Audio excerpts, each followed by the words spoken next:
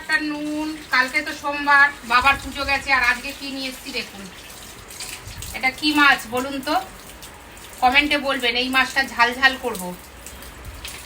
আর ছেলে তেল খেতে ভালোবাসে কাতলা মাছের, এই যে ছেলের জন্য একটু তেল নিয়ে এসছি। আর এটা হচ্ছে ইলিশ, আমি একা খাবো।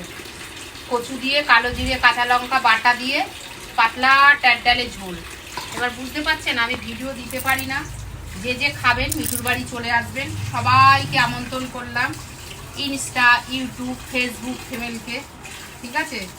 আর যা করবো না দুপাত্রর সাথে এটা, হ্যাঁ, জিভ দেখতে চেয়েছিলেন লাইভে, যে জিভ দেখাচ্ছে, ঠিক আছে।